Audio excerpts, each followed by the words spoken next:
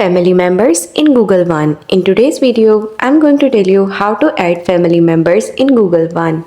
So let's get started. First, you have two methods. The method number one is you can create a family group online. For this, you have to go to g.co per your family in a web browser. There, sign into your Google account and select create a family group and then get started. After that, select confirm to become the family manager. Enter the names or email address of the family members you want to invite. Once done, select done to send the invitations and you are all done. Now let's move to method number 2.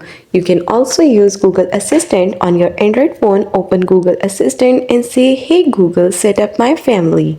Follow the on-screen instructions to invite member and all done. Important consideration, you can invite up to 5 family members for a total of 6 people in the group.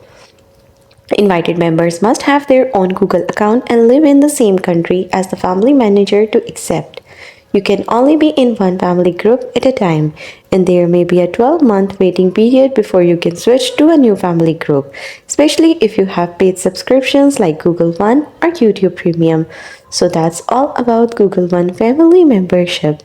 Thanks for watching. Don't forget to like and subscribe.